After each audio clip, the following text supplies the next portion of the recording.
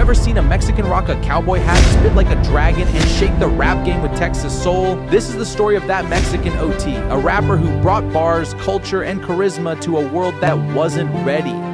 Cowboy hat, diamond grill, a mullet, southern drawl, spitting bars over trap beats while waving the Mexican flag like a battle standard. That Mexican OT didn't just come up, he burst into hip-hop like a bullet from the Lone Star State, with a backstory as wild as his bars.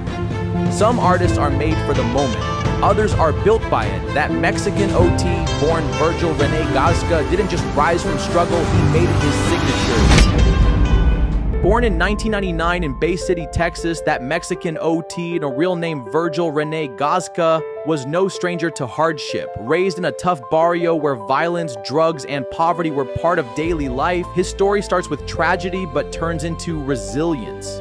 By the age of 4, he was already rapping, using music as a way to cope and express himself in a world that offered little safety or comfort. One day in the first grade, Virgil's teacher called in his mother, concerned that he was failing every single class. She wanted answers, but his mom didn't flinch. She looked that teacher dead in the eye and said, "F that school, my son's gonna be a rapper."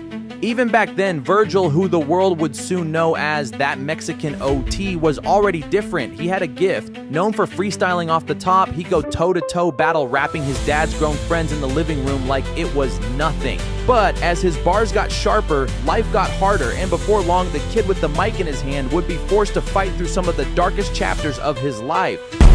In 2007, when he was only 8 years old, his life was shattered when his mother, Sofia Ann Gazca, was tragically killed by a drunk driver. Not long after, his father, Carlos Moreno, was sent to prison. I feel like I was stripped from everything. My father was in prison, my mother died, I ain't have nobody. The family that I had was bull. Nobody even showed up for me, none of my family. I had to have my first grade teachers come fight for me. It wasn't fame, a viral moment, or a major cosign that set that Mexican OT on his path. It was pain and a piece of paper pinned to a wall. I wrote my first song ever when I was like 8. Mother had passed when I was 8, and then I wrote that song right there. I remember I got in trouble because I thumbnailed it on my wall, and I got in trouble for putting a little hole in the wall. That song meant a lot to you, obviously, so it's like, I don't know why someone would get mad. That song wasn't for streams, it wasn't to impress anyone, it was for her. It was the first time he turned pain into poetry. He didn't know it then, but that page on the wall was more than a tribute, it was a turning point, the birth of an artist. That moment showed him what music could be, a journal, a release. It's not what I wanted, it's what my mama wanted. I don't even think I still know what I want to this day. I'm blessed and I'm grateful for it. I cherish it because it's my living and I'm comfortable off of it. This is what my mama wanted. Some people stumble into music, others are born with it in their blood. For that Mexican OT, rap was never a phase, it was prophecy. After all those years in the penitentiary and his mom being killed and all that, I came home to a broken kid, you did? Yeah. And so all I knew to do was make him believe in himself so much the world had no choice. Separated from his brother, grieving his mom, and surrounded by chaos, rap became OT's outlet. His uncles were in a local rap crew, Kickdo Click, and by 10, he was laying verses on their tapes. He admired Eminem, Biggie, and the raw lyricism of East Coast rap, an influence that clashed perfectly with his southern roots, creating a delivery as sharp as his pen. At first, it was just for fun, a kid with a mic, a few friends, and a dream that didn't quite have a shape yet. That Mexican OT began uploading music with no industry playbook, just passion and personality. But something started to happen. Track by track, video by video, he was finding himself. The hair got braided, the cowboy hat became part of the uniform, and the visuals. Now they were loud with purpose. Mexican flags on the walls, wrapped around his shoulders, woven into the very identity of each video. He wasn't just rapping, he was representing. Look at me, like, bro, what? You're not gonna look at me and be like, oh, he a rapper. No, I think that's why I keep him entertained. Besides just how good I am, my image, because I don't look like I do what I do, especially as good as I do it. With the help of his longtime collaborator Drodi, OT kept his foot on the gas, dropping back-to-back visuals and songs that blurred the lines between street heat and cultural pride. Then came the spark, La Cobra and hardest essay ever. Fuck around and pop a jigger, this song made me pop a little. I got 21 bullets inside of this clip and I'm ready to unload this bitch. They weren't just songs, they were declarations. You could see it, a star being built from the soil, no label, no gimmicks. That Mexican OT didn't slow down, he doubled down. For the next 2 years, OT stayed locked in, dropping songs, tapes, visuals non-stop. With every release, his sound got tighter, his image got bolder. He wasn't just rapping anymore, he was building an identity. The cowboy hat wasn't just fashion. The Mexican flag wasn't just an accessory, it was who he was, and people were starting to take notice inside and outside of Texas. Then came a moment that would shift everything. Johnny Dang. A tribute to the iconic Houston jeweler who helped define the look of Southern rap royalty, grillz, shine, swagger. The track featured OT's longtime collaborator Drodi and Texas legend Paul Wall, a man who was part of the culture that raised him. It wasn't just a song, it was a statement, a collision of Texas generations, past, present, and future, meeting on one track to crown OT as next up. And beat on her, and he was like, shit, well, let's get Paul in there, it's gonna make sense, then he'll put Johnny Dang in the video. Everything just made perfect sense, so he was like, shit, let me connect the dots. The song Johnny Dang sent shockwaves across Texas, from Houston to Dallas to San Antonio. Everyone was talking about that Mexican OT, but it didn't stop there. The buzz leaked into every corner of the internet. He wasn't just local anymore, he was national, some even said global.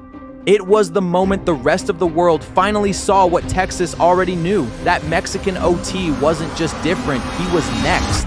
After the explosion of Johnny Dang, that Mexican OT found himself standing at the edge of a whole new world, no longer just a buzzing artist from Bay City. Now the industry was watching. Instead of soaking in the hype, OT went right back to work. He wasn't chasing a viral moment, he was chasing legacy. That same year, he dropped his most complete project yet, Lone Star Luchador, a title that spoke volumes on Texas pride, Mexican heritage, masked underdog energy, all rolled into one. The album wasn't just a follow-up to Johnny Dang, it was a declaration that OT had more to offer than just one hit. Tracks like Cowboy Killer, Brianna, and Barrio showed off his versatility, humor, heartbreak, aggression, and pride all in one ride. And it hit hard. The project charted, the visuals exploded, and his fan base grew from niche to nation. Behind the scenes, industry doors started opening. Whispers of label interest turned into meetings, and before the end of the year, he signed with Interscope Records, quietly but confidently. What made OT special wasn't just his music, it was his consistency, his identity. In a rap game full of copycats, he stayed rooted in culture, cowboy hats, Spanish slang, Texas soul. While others were trying to sound like Atlanta, Detroit, or New York, that Mexican OT sounded like nowhere but home.